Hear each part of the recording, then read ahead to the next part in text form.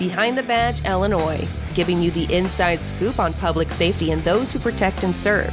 Your real stories directly from law enforcement experts and get a chance to ask questions about issues you've always wanted to know more about. You have the right to remain informed. This is Behind the Badge, Illinois.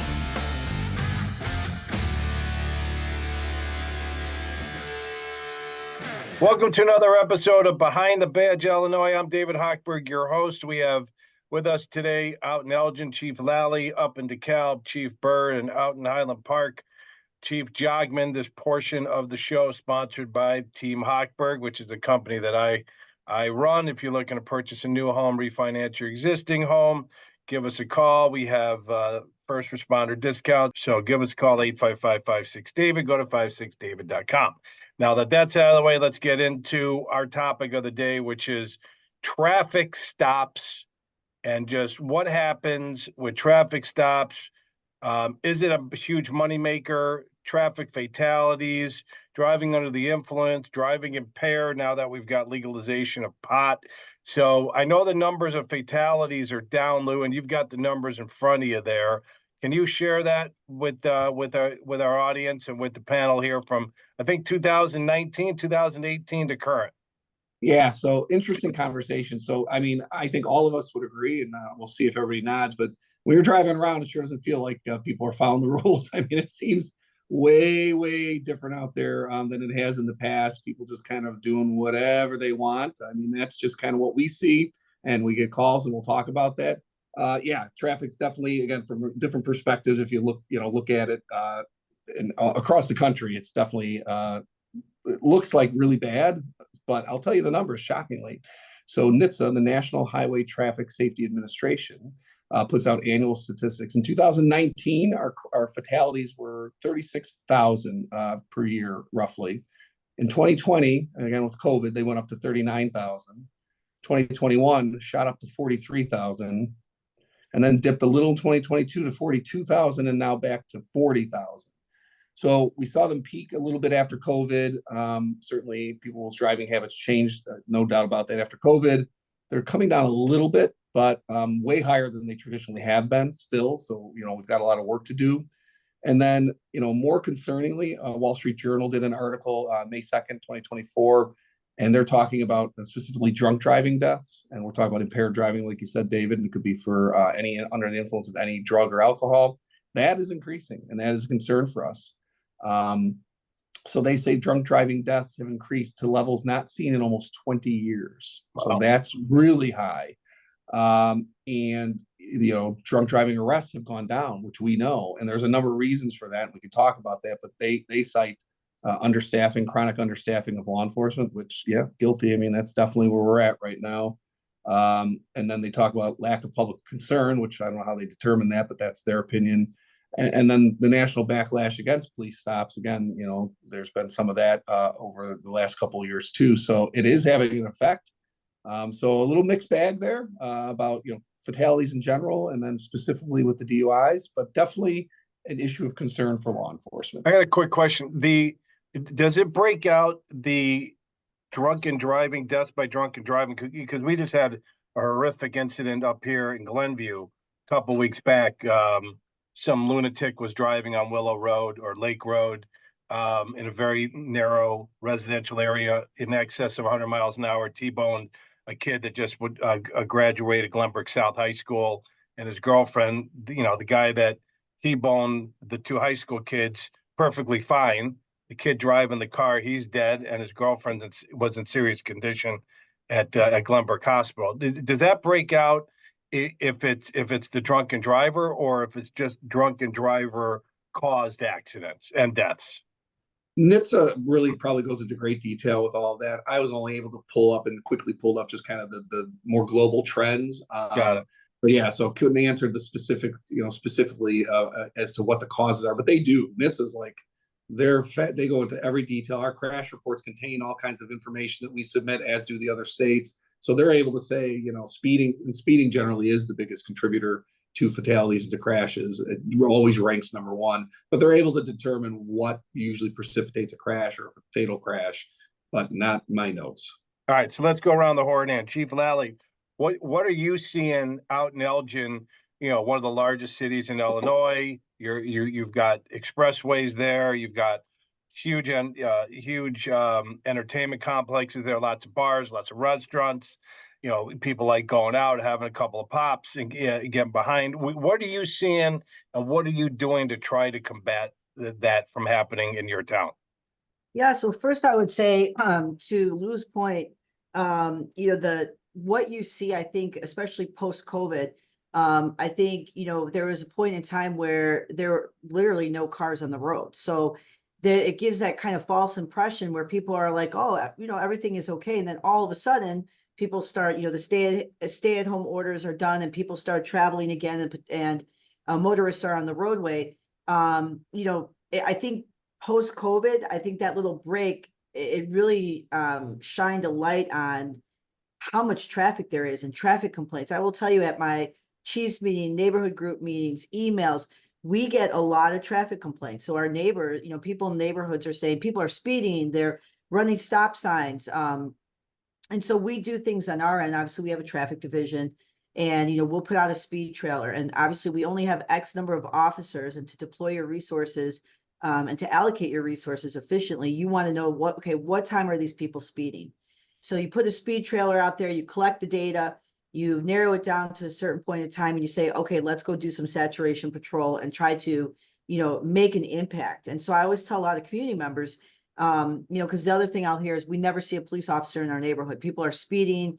And so I said, well, even though you may not see the officer, they may be there, but when you walked out of your home or to your car, you didn't happen to see them. But that perception that, there's not enough officers to, really kind of affect a reduction of speed complaints, traffic complaints, whatever the case may be. So, we routinely, whether that's directed patrols, we have officers who some of their ancillary duties, they really just focus on certain neighborhoods where we get a lot of traffic complaints. We have a transparency hub where you can go online and you can submit your traffic complaint. We have traffic data out there too, because a lot of times people will say, I've never, you're not making any traffic stops in this neighborhood. You can go on our transparency site and you can see the traffic stops that have been done. With DUIs, obviously we participate in a state grant. So our focus, we have officers who are, really focusing, especially on holiday weekends, on DUI enforcement.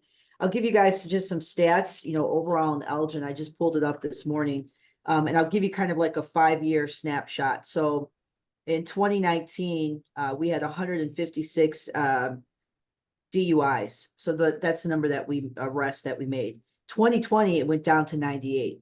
And so obviously, again, stay-at-home orders, people are not out, businesses are closed. 2021, it jumped a little bit to 103. 2022, 103. 2023, 99. And then 2024, year to date, we are at 102. So, when you look at those numbers, that's and again, those are from, let me clarify too, those are from May year to date. So those are just the first 5 months of May for each of those years. So we're on track probably to double, maybe get to those pre-pandemic numbers. But I will tell you, it is absolutely, when I drive to work in the morning, I live in Elgin, and I will tell you, if you literally just take, your only job is to look to see how many traffic offenses you could see within 1 mile radius, it's everywhere, right? So we obviously don't have the resources to put an officer on every corner, but we are very particular in terms of using our data, doing that deep dive analysis to get the best times, the best places where we then can use our resources. So between grants with the state, our traffic unit, our patrol officers, making sure the community knows what we're doing as well. It's important that people know that we're trying to put some resources there, and we're trying to, I could tell you probably about 5 or 6 years ago, and this is just a short story, but we were having a community meeting, and people in that neighborhood, they were very upset about speeders, and people would cut through their streets because it was, adjacent to main roads. And so we put a speed trailer out there. We get the data. Here's the time frame that you're probably going to catch most speeders. And on top of it, the speeding, people at the most were doing maybe 8 to 10 miles over. So it wasn't this egregious 25 miles per, over. And nonetheless, we go out there, we do a direct patrol for a couple days, and come to find out the people who are speeding in the neighborhoods are the people that live there.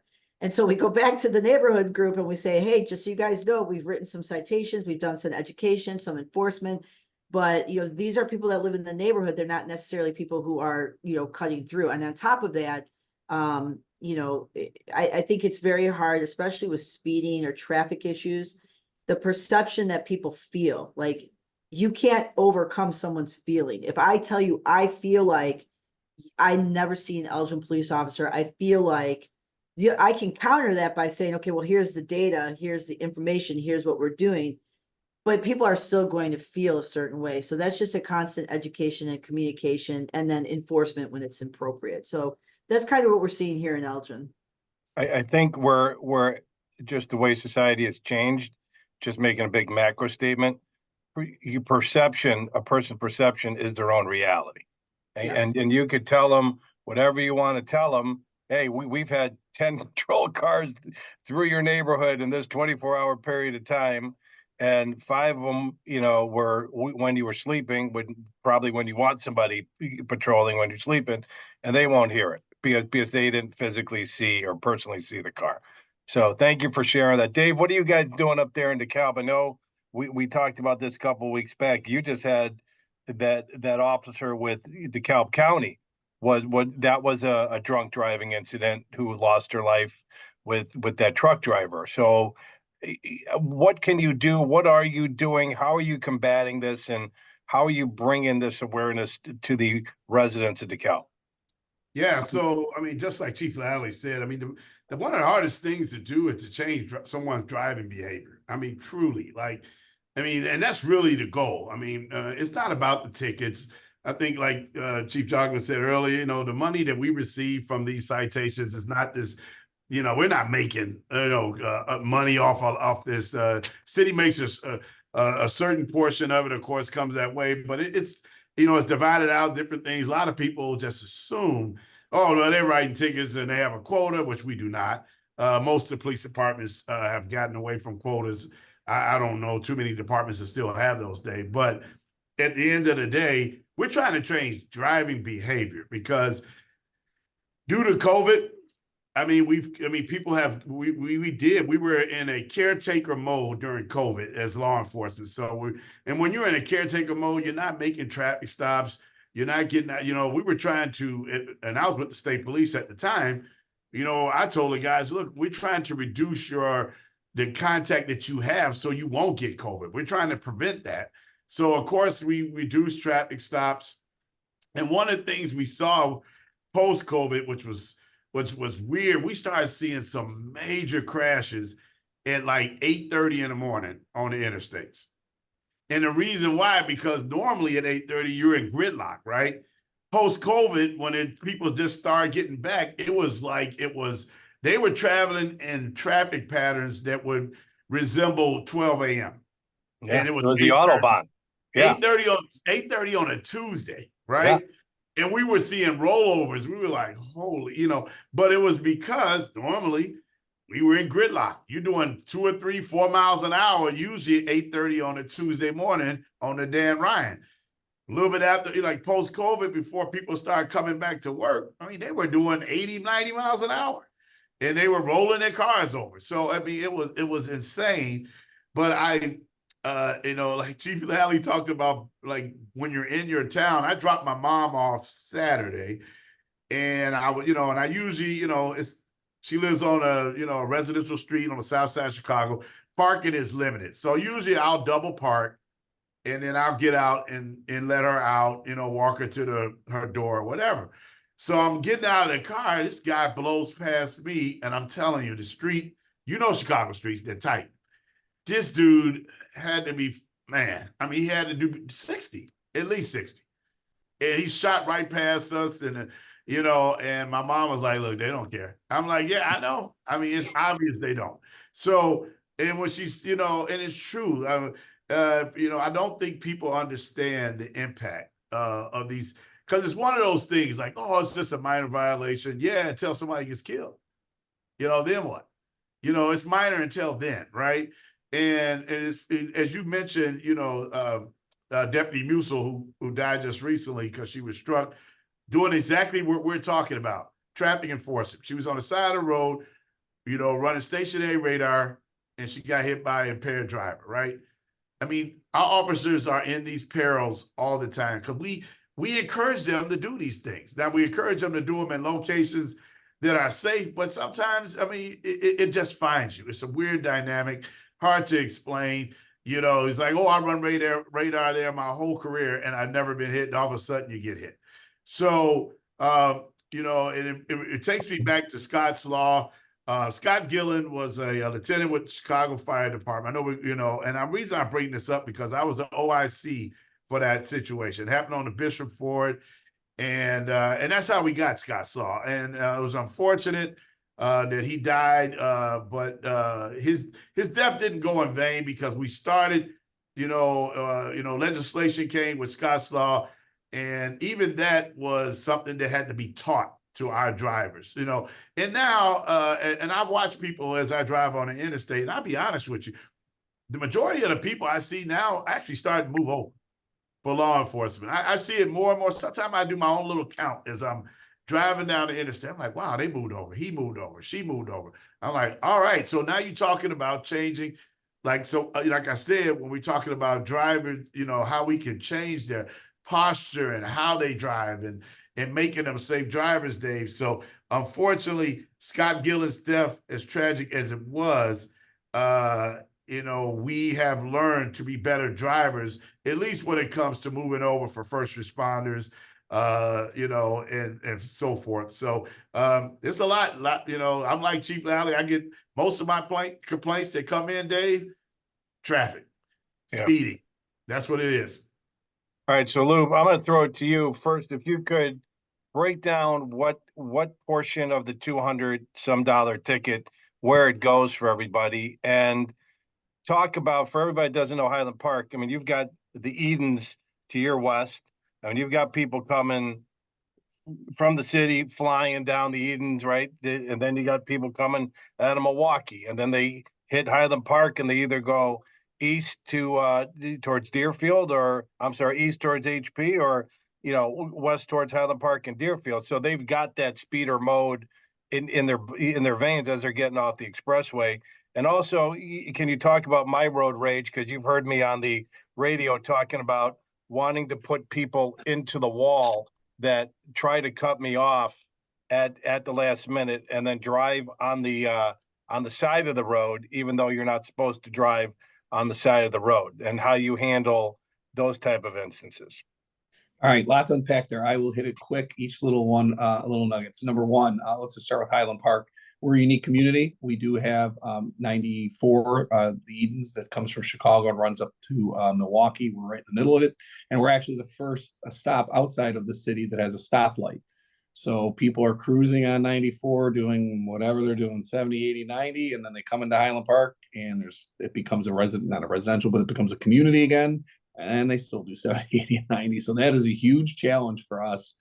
Well, you guys got rid of the Clavey, that used to be a death trap back in the day. A great point. So we talk about with all this, there's three tenets to for our listeners. There's three tenets to traffic safety. There's education, there's the enforcement part, and then there's engineering. We try to do as much education as we can. We tell them again. Like, for instance, right now we're doing a high visibility enforcement campaign in Highland Park, and we've been pumping out information for weeks to let people know we're coming. Come on, please. We look for, our goal is compliance. We don't want to write tickets, but we will, because it needs to be done. But we really, our hope and dreams are that people just drive like they're supposed to. But we do the education piece. It's really important. And then we do the enforcement piece if need be. And to your point, the Clavey Road became such an issue. It was a four-way, and because it was one of the first stops, again, as you get into Highland Park on 94, there were a lot of fatalities there. So they re-engineered the road, and now there's an overpass there, and you just go under it. And so those are all the things that we do in our country to try to mitigate and make traffic a little bit safer. And they all complement each other. So we do all of those things. So and again, in Highland Park, It's no different. We have speed trailers, we do assessments, we do our traffic unit, our officers will pull people over when they can. But we talked about it. There's just so much going on right now in our world that is a concern for us, but you know, they have so many officers out there and it gets challenging. So yeah, so a little behind the badge info for our listeners. So, you know, very interesting. You know, we as cops, we know this. I can't tell you how many times people will call us and complain about traffic. And then we, again, invariably go over and pull people over. And they're one of the first people we pull over. And they literally, I've had people say, yeah, I want you to stop them, not me. Well, we're all part of the solution. We're all part of the problem. So that is something we run into all the time. The other thing we run into is Chief Byrd mentioned is quotas. You know, I know you have a quota. You're only writing this because you have a quota. No, we don't. Actually, in 2014, Governor Quinn passed a no quota law in the state of Illinois. There are no quotas for police officers. We're doing it for safety. I know people don't want to maybe think that, but that is what we're doing. And then the last one is, yes, the big one we hear is, you know, I pay your salary. And yes, you do. Interestingly, in Highland Park, so interesting fact for people, and they can go look up their local jurisdiction.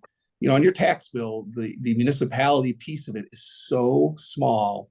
I think in Highland Park, we get 7%, I think is roughly of your tax bill out of $1,000, you know, whatever that ends up, we get roughly is what we get 7%. The schools, the park district, the water district, I mean, all those mosquito abatement, there's all these other fees.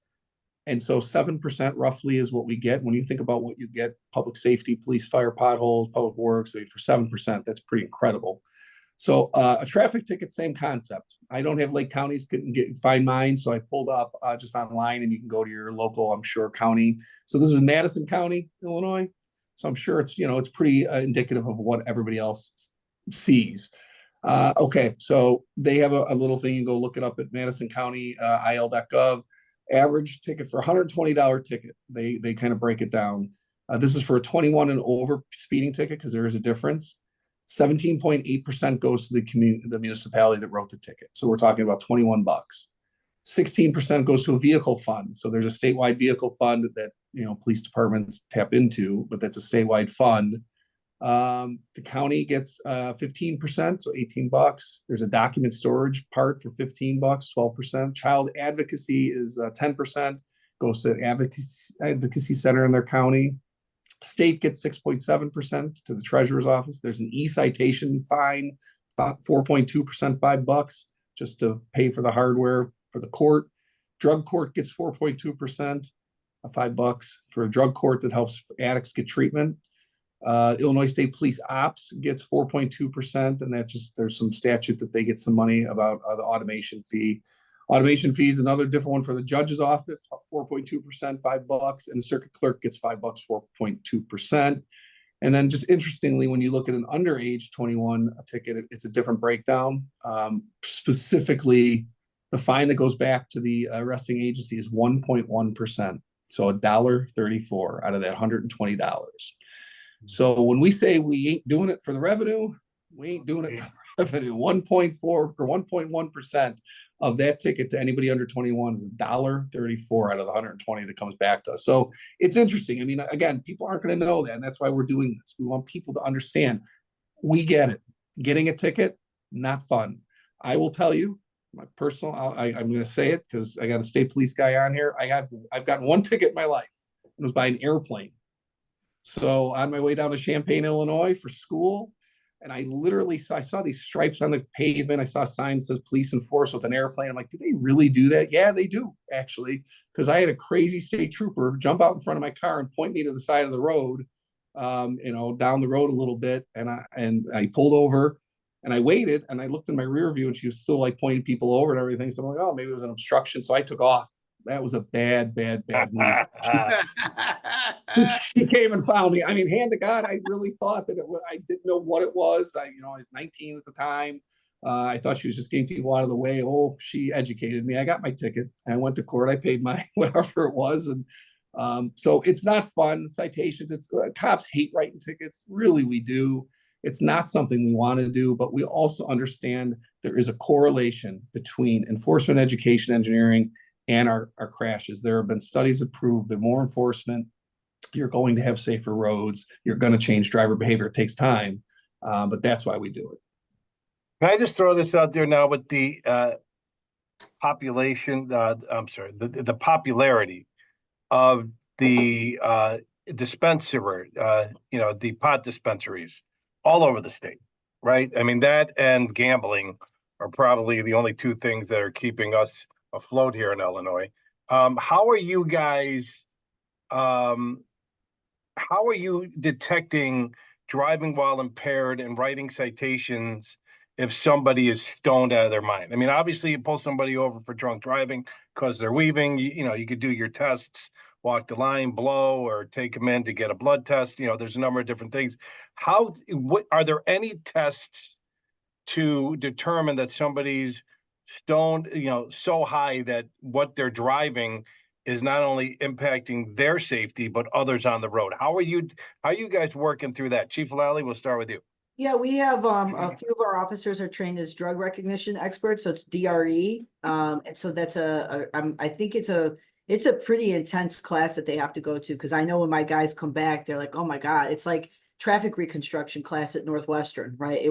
It's very, very hard. So we have officers specifically that are trained, for us, our traffic unit, if there's an officer, like probably, the other chiefs on here, their departments, my department is so young.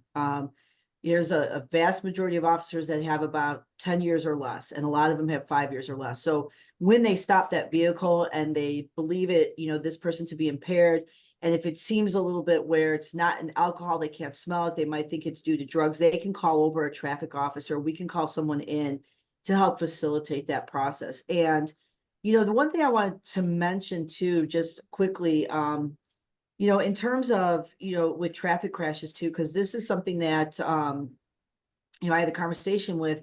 A lot of times when there's a traffic crash, especially if it's really bad, you'll see, and this is the human side to the traffic crash and what happens. So when someone is involved in a traffic crash, especially when it's a fatality, we are going to come out on social media, because 10 years ago, social media was not really an issue in terms of, how this correlates to the human side of what police officers do and some of the tragedies that occur.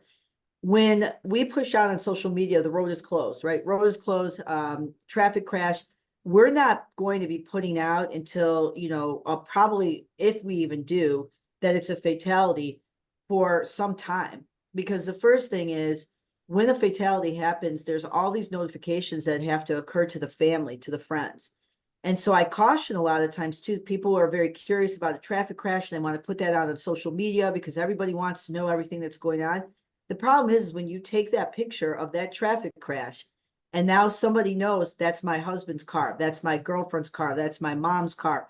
Now you've just put that out there to the world, and people don't have the time to grieve appropriately or to be notified in a sensitive and caring way, whether that's with a clergy member or the officer. That's another hard part of this. Like the officers that respond to traffic crashes, especially when they're pretty traumatic, some of my officers, that follows them. Like that, you show up, especially if it's a young kid and your kid is the same age, and now you have to look at this. So it's the safety component, so a lot of times when people complain, I got a traffic ticket, or I'm going to make a complaint because the officer stopped me because, whatever. They're out there doing their job for safety, because the community should expect safety, and that's part of their job. But it's also because they've witnessed some of the traumatic things that can happen as a result of a traffic crash. It doesn't necessarily have to be fatal, right? It's life-altering. So, I sometimes caution people, especially with social media, we'll get questions like, well, is there a traffic crash? What's going on? Why this? It's like, well, give us a little bit of time, because if I was a family member, I don't want to be notified through social media that somebody that I care deeply for and love is killed. So, I think sometimes if people take that perspective a little bit and push in some of the humanistic things to why the police do what we do, it's because of the things that we witness and the tragedy that we don't want to happen to, young kids. There was just a traffic crash, a neighboring agency, and I heard it on the news. These kids just graduated high school, right? And now all of a sudden you think about that, right? Like 18 years old, the world is wide ahead of them, right? This is like the prime of your life and everything. And then your life is taken away because someone doesn't know because they needed to hurry up and get somewhere. They needed to, they're impatient, so I think sometimes like if people pause and take a moment to think about those type of things, it kind of comes full circle as to why we do what we do. Dave, what do you guys do to help your officers, to build on Chief Lalley, that go to these accident sites?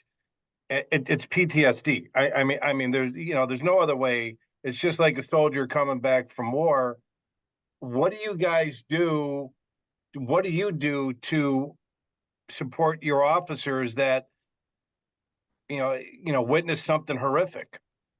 Yeah, so I mean, it's constant. Like you said, it's not the big, it's not like you're getting, it's the small razor cuts. We talk about this small cuts. We get a lot of them, throughout your career. I mean, myself, Chief Lalley, Chief Jogmen, we've been doing this job for a very long time. So we've had all these small cuts and we talked about this, I think before, how things just trigger you, certain events, certain locations, certain smells, all these things. So and one of the hardest things that, and Chief Lalley, spoke on it a little bit about, the notification. Like, I'm telling you, that was probably one of the hardest things that I learned early on in my career, was doing a death notifications, and especially from a crash, because it was unexpected, and people go to work and their loved ones expect them normally. Hey, well, they'll be home by 5 o'clock.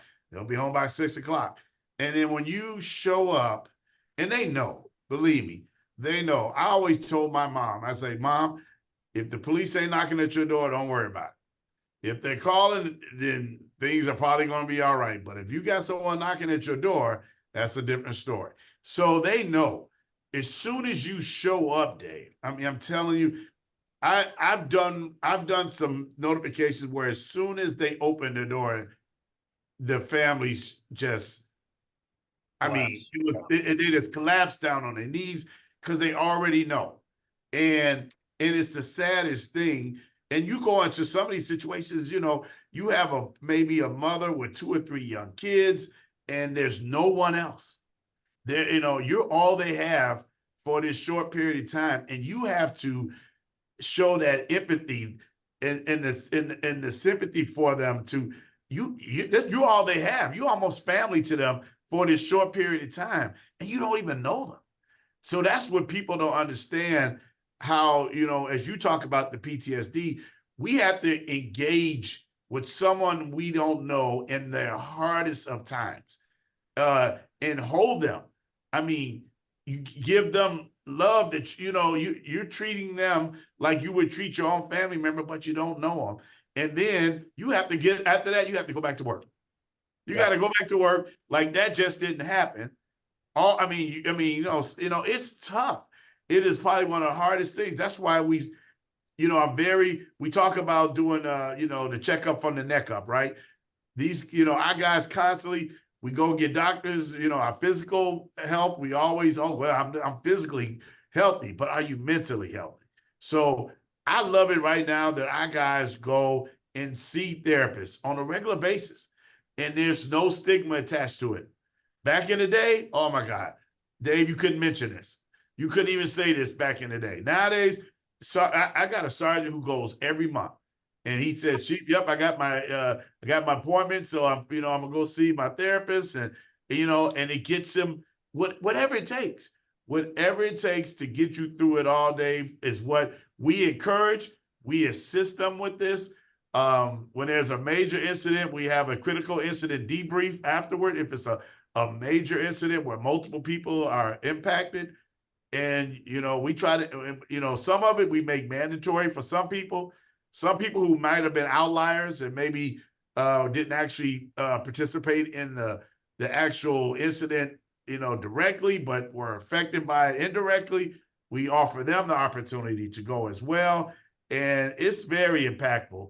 And I would tell you, most officers will initially, and I'm sure Chief Lalley, Chief Jogmen can attest to this, that they push back on it initially. They don't want to go initially. But I guarantee you this, every time they leave, they say, I'm glad I went. I'm glad I went. I was like, I know, I was like, we already know. We've been through this ourselves, guys. We know. Yeah, we said, oh, I'm good. I'm good, chief. I don't need it. I'm good. And then they say, no, you're going. And then when you go, you come out of there and you like, chief, thank you for making me go because I needed it. So those are some of the things that we do, Dave, on a regular basis. Chief Lalley, Chief Jogmen, they do the same thing. It's all about how you guys, every time I look at my summary, I see a bad incident, I call them and say, how you feeling? And they'll say, Chief, I'm good. I mean, okay. I'm like, I know you're going to say that, but I really want to know, how do you really feel? What can I do for you? Because, I mean, we're in positions now, but most of the stuff that happens, we're in our bed sleep. I mean, we're getting it on the back end, but we've been through it as young officers ourselves. So it's not like we don't know. And so I always try to make that initial contact, Dave, just to make sure that they're okay. And then we take it from there. Whatever I can do for them, money's no object. Let's get it done. Got it.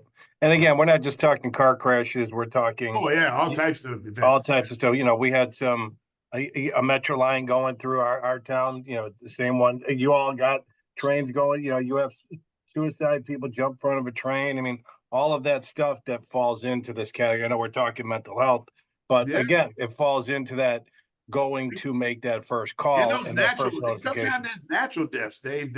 But the problem with some of these natural deaths is that these people have not been we don't even know they died. They've been there for weeks. Health check, right? Those are tough. I mean, you go into a place, you're like, oh man, he's been here for 3 weeks. I mean, decomposing bodies. I mean, these are things that officers see all the time. And this was like, this is a natural death, but it still impacts them. I mean, Sure. you never, these images, I mean, it's like a camera. All you're doing is taking a snapshot. Yeah. Every time you go to an event and we all store it. Chief Lalley has hers. Chief Jogmen has his, all in the back of our mind. I have mine, and I just learned to manage them the best I can. And that's all you can ask for the police officers. So that's why I tell people all the time, thank the police. This job is hard. They don't understand how hard this job is sometimes. They really don't. Yeah, Lou's problem. I'm sorry, Chief Lalley, go ahead. Yeah, one thing I want to mention too is I think, and I don't know if it was prior to us talking here, but the sentiment of, some communities wanting to ban, minor, whether it's non-moving violation vehicle infractions or these low-level moving violation infractions. So, we had a police task force about 2 years ago, and one of the recommendations they made was for the city to adopt or an ordinance that would ban non-moving vehicle infractions. And so, the task force came up with over 20 recommendations. Vast majority of them I agreed with, but this one was that I was very adamantly opposed to. And I think, some of the sentiment, and you hear it in some states where they have civilians who are doing traffic stops because they don't want the police contact. It's like, that is a recipe for disaster. And, my sentiment, was, very straightforward. Like, yes, I understand the overarching reason why, right? You want to reduce contact with communities who may feel marginalized, right? You want to reduce racial disparities. There's a whole other, things that we do to ensure that happens, whether it's fair and impartial training, body-worn cameras, training, accountability, all that stuff. But on the flip side, when you start saying, well, we're going to tell officers not to stop vehicles for minor offenses. Well, the problem is that you can adopt an ordinance as a city, but that ordinance doesn't supersede the state law that allows officers to stop, right? What's in the motor vehicle code. Additionally, in Elgin, we have the state police that patrol. I have Kane County that patrols. So I have these other jurisdictions that come into Elgin. So when a community member, a person in Elgin gets stopped by a police squad, all it is the police, right? People are not, well, that's the Kane County Sheriff Deputy, or they just think police. So now you can imagine the confusion that causes for community members where, I would say, Elgin police officers are not going to stop for this, but be advised, if you're stopped by a Kane County person, the state police, that confusion, in itself, is just a recipe for disaster. Secondly, the traffic stop that officers sometimes do is also a crime reduction mechanism, right? It's an investigative tool that we use.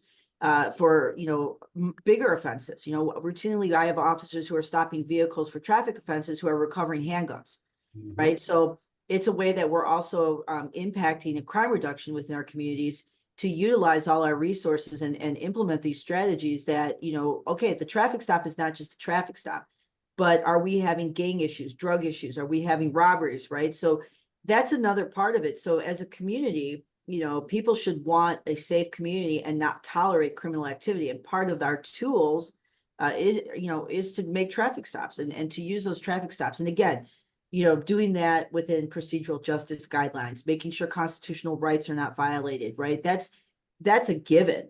But there's when I hear some of these and news articles about let's have officers not stop vehicles, and we had my task force had recommended that, and I said absolutely not. I mean, that was something that I am not going to agree with. Now, if the council, the council decided to table the discussion, ultimately the council is the one that would make that decision, but I am never going to agree to that. I mean, because there's just so many layers of things, the unintended consequences of decisions that people make that they don't think, because we got to solve this right now, right? People are upset about, officers and everything that's happening in the world. And okay, but I get that. And there's a lot of things that we can discuss within that conversation, but the unintended consequences of quick judgments and not realizing the impact that you'll have on your community 5 or 10 years from now. So I think, I would just say when community members hear, or if it's in the news, you really have to think a little bit deeper about, are you just doing a Band-Aid approach, which then is going to ultimately lead to some really, hard, I think, things that will come up that we probably could have just avoided had we just continued to do what we were doing, but keep those safeguards in place, right? Make sure your officers are doing traffic stops appropriately, make sure search and seizure laws, make sure, I think Chief Lou said, officers don't want to give tickets, right? Like when you have to give a citation to someone, a lot of times they're giving warning tickets, right? It's an opportunity to have that contact and say, hey, look, I need you to, slow down, and this is why, and, have a great day. And of all the traffic stops that my officers make, a small number, we get complaints, very, very small number, right? But, there's that human part to it where you're like, I don't really want to ruin this person's day, but I kind of still want them to be safe. So I think there's like a happy medium that we can reach. But we need the community to get on board with us. So every time an officer stops you, do you really have to say, I pay your salary? Like, okay, I mean, I get it. You do pay our salary, but, there's also a reason why they're doing what they're doing. And, I think a lot of times people forget that they are humans and, they signed up to do this job. And this is a very difficult job. And when I tell people, we've all been police officers a very long time. When I tell people you have to come to work every day, this is your job. People are going to scrutinize everything that you do. They're going to have access to see everything that you do. You can't make a mistake because if you make a mistake, there could be all these legal, repercussions from that. Every time you have contact with someone, you have to make sure that you're safe. It's just, think about it. What other job are, where the scrutiny, as it should be, right? We're public officials, as it should be. But sometimes when you just take a step back and say, wow, that's a lot for somebody, right? That's a lot. Maybe I'll just tone it down a little bit, right? Maybe I won't be screaming at the officer, maybe I'll just tell him, I'm unhappy and just, but, I really, and this is great that this podcast goes out because it just gives a little insight into the conversations that I hear with officers, right? The other chiefs here that, man, I'm just trying to do my job, right? Like now I have a complaint because I was doing traffic. Like, it's, I think giving a little graciousness is sometimes something that I think we all should remember. I'm going to throw this over to Lou now. Lou, you're in a unique situation. Part of your town is Cook County and part of your town, no, it's all Lake County? Oh, I didn't realize that. Okay, I'm well, in there goes that quote. I'm in many unique situations. That's just not one of them, Dave. Right, okay. So before you go on, so let me go ahead. You may have a question, but I don't want to lose a couple of things that my colleague said. So yeah, it is interesting. let's look at our fire friends. And I love our fire friends. I do. I'm putting this out there. It's recorded because God, I know I'll need you when I have my eventual heart attack. But firefighters can go to a home. It could be a grease fire, on the stove. They go in with all their equipment, basically trash the entire house, put that thing out. And yet they'll get cookies and they'll send them everything. The kind of work we do, we're costing people money, sometimes their freedom. So it is a different kind of work. We are like Chief Byrd said, when you see the police, there's this, we're all classically conditioned. It usually ain't good. It's like the principal or the dean calls you at home. They're not calling to tell you your son or daughter's just doing a great job. It's just one of those things that where people are always like, oh my God, there's the police, something bad is happening. So when you're starting from there and then you're doing the actual work and pulling people over, they're already amped up. They're already having those feelings about police. So we do all this other work, this education, our community connections, so that we can try to balance that scale and let people know that is a part of the work we do, but we do it to keep you safe. At the end of the day, it is to keep our community safe and everybody safe. And then to just follow up on what Chief Lalley and I think Chief Byrd also mentioned, we were talking about, you were asked about what we can do for DUI enforcement, specifically with regards to new, legalization cannabis.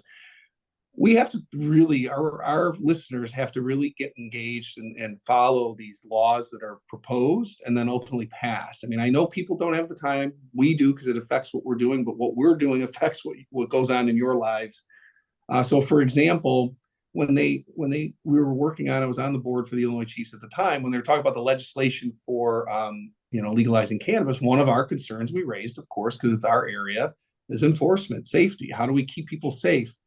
They're working on some, but right now there's nothing that I think is approved. I don't think it's made it to the approved stage of a roadside safety test for law enforcement for cannabis. Okay, so we've got the breathalyzer, very effective, court proven. You can determine for reasonable certainty what somebody's blood alcohol content is, and there's a legal limit. If you're over that, boom. We don't have that for cannabis. You can pull somebody over, but you don't have a way of telling that they smoke it today, yesterday. That's concerning. That was a concern for us, but they put it in place anyway. We do have the drug recognition expert officers that Chief Lalley mentioned, but that is limited in number and in efficacy, because even their abilities it's not a chemical test. It's not like something that's, like a blood alcohol measure.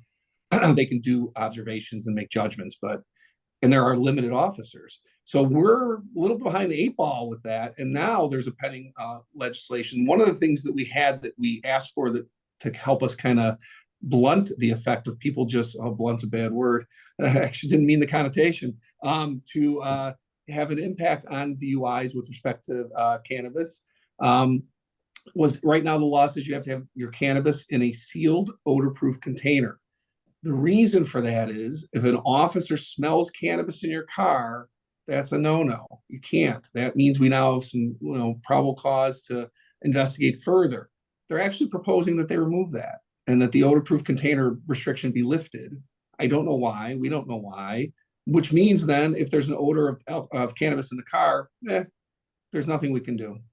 So legislation is a huge part of this. And to Chief Lalley's point, people are trying to, they're minimizing things. And that's the concern I think we have in law enforcement. What's the big deal? No front plate. What's the big deal? Tinted windows. Well, I'll tell you, if you're the victim of a crime and you can only get a view of the car from the front and they take off, somebody shot somebody in your neighborhood, well, you don't have a front plate now. So, we don't know who that car is. I had one recently with a family member who road raged. The person was attacking a group of young adolescents, attacking meaning following, flashing their lights. It was at night. They had tinted windows, illegally tinted windows. Nobody could see in the car. How are you going to identify that person? How are you going to make an arrest? How are you going to charge that person? So when you talk about these small, quote unquote, insignificant things, they, to Chief Lalley's point, have real world implications. And I think our listeners need to know, tinted windows, it makes the car look cool, maybe keeps you cooler, we get it, but there is a legitimate reason that someday it may affect you, because when you can't identify the person who just shot at you or did some other type of crime, and you can't go to court and raise your hand and say, I saw that person, I know who they are, you have no case. We have no case. And there are a lot of those things that are going on. So traffic enforcement, again, not great spending the money, not great going to court, don't want the insurance to go up, don't want to get suspended. We get all that. So guess what the answer is? Not get rid of the laws, not enforce them, just follow them. Just drive the speed limit, drive safely, don't drive recklessly, put other people at risk. Follow the rules, and we're all happy. And then we'll make no more traffic stops ever. I mean, that's our promise. If everybody follows the rules and does what they're supposed to, traffic stops will end. You have my word. All right, we're coming up to an hour here, so we like to keep it at about an hour. I'll go around the horn. Best tip you could give our listeners to stay safe. I know that Lou just said, drive the speed limit and pop an Ambien and, switch to decaf and relax. Probably not pop an Ambien. Lou was not. No, probably not the Ambien. No, Lou's not on record at popping an Ambien. No, yours or a family member's, but maybe switch to decaf and chill out. One tip, Chief Lalley, I'll throw it to Chief Byrd, go back to Chief Jogmen to give us another nugget of knowledge. But, as we close down this segment and this podcast, with your experience, what would you tell our listeners about just being safe? I would say just a couple things. First is the traffic rules and regulations are there for a reason, and make sure you know them, because a lot of times people don't know the law. So make sure you know them, especially if you have young drivers in your home, right? New drivers, make sure you take the time to do some education. Let them come down to the police station. We have simulators that they can drive on. We can talk about some traffic education. So use the resources in your community. And I think secondly, right, if you see a police officer and they're pulled over on the side of the road, right, make sure that you give them the space and make sure that you're being safe and make sure that you slow down. Third, when you are driving, wherever it is that you're driving, right, just, maybe take a step back, and instead of coming in, hot, maybe just takes like a peaceful approach, right? So, and think about the humanistic side to some of the things of what we're doing, whether you do not want, like, if you personalize it, right? I wouldn't want my family member in a crash, right? Maybe I should slow down. The trauma that comes from it, the financial impact, the lawsuits that happen. So instead of, aggressively driving and giving everybody the finger and whatever it is that you're doing, right? Maybe just take a deep breath and slow it down a little bit. And hopefully that, in that 1 or 2 seconds where you're aggravated, it'll pass. So I would say just be respectful of other drivers and ensure that you're doing your part. All right. Well, we asked for 1, we got 7. So yeah, Chief I'll give Byrd, you 10 more too. Well, like you know what, Dave? The reason why is because it really is so hard to give what's one. And I'm with Chief Lalley. I just want to make one point about minor traffic offenses. Let me just tell the people who are listening that Timothy McVeigh was stopped for a registration violation, and he was an Oklahoma City bomber. Think about that. And that's why I tell people all the time, don't be so quick to say, they're bothering us, they're just messing with us. That's the only reason they do it. No, we're not. I mean, there's a reason behind, like Chief Lalley said, these laws are in place for a reason. We stop people for improper lane usage. You know why? Because it causes accidents. We stop people for falling too closely. You know why? Because it causes accidents. We stop people for speeding, of course, because it causes accidents. So there's a method to the madness. These equipment violations, most officers write warnings for those. I would guarantee you, nobody's trying to write you a ticket for having a cracked windshield. But is it unsafe? Sure, it could bust on you at some point. So we're just telling you, you should get that fixed. The headlight out, you should get that fixed. You got one out. If the other one goes out, now you have none, and you might not even be aware of it. There are people who they get mad. Oh my God, why'd you stop me? Ma'am, your muffler's falling off. Just for the record. I mean, so I'm just letting you know, just while you're yelling at me, like Chief Lalley says, that you come out on a bag on these officers, they might be doing something to help you. And my last point is just be courteous. Mm-hmm. You, as drivers, we have to be more courteous to each other. Allow people to get in front of you. How many times, they got, I'm not letting them in. Why are you doing that? I mean, that's what you're supposed to yield. Know the rules of the road. I mean, but I think the biggest thing is just be courteous, Dave. I'll just leave it with that. And I'll add, before I go over to Lou, be nice to also stick your hand out the window and say thank you for letting me in. Yes, right? exactly. It drives me crazy. Cost you nothing. Cost you nothing, Dave. Cost you nothing. I always roll down the window. Hey, thanks, buddy. Thanks. Appreciate. the merge here, just people don't do that anymore. It's like drives me crazy. On top of the other 500 things that Lewis heard me talk about on the radio up here. So again, maybe like, hey, I appreciate the space there to merge in before I hit the embankment here. So, I know that's Chief right. Jogmen. Yeah, all right. So we'll end it on a high note. So I would say, again, we get it, everybody. We really do. I will tell you, when I see a police officer behind me, pulling behind me, even to this day, I'm looking at that rearview mirror going, what did I do? What is it? Even me, after 32 years, I still feel that way, and I'm a cop. So we get it. I would say just a good nugget for everybody. If, we didn't get a chance to talk about it, but, we do use unmarked police cars out there to do traffic enforcement. Sometimes you see some things in an unmarked police car. They have lights and everything, but not stickers or a light on the top. And it's important because it's an important tool for us to see traffic in its natural state, as opposed to with a marked squad car. But if you're ever concerned, if a unmarked police car puts their lights on and they're pulling you over, you can do a couple of things. You can put your hazards on to let the officer know that, that you're aware, but maybe you're not sure they're really a police officer. Put the hazards on. So then you can drive somewhere well lit if it's nighttime, or somewhere populated if it's daytime and you want to be somewhere safe. And you can absolutely dial 911 and, just let the officer know. So it is a legitimate officer. They know that you're not trying to run or do anything silly, and call 911, say, I'm being pulled over by a police officer. I wanted to check. Yes, you are. That officer's with us.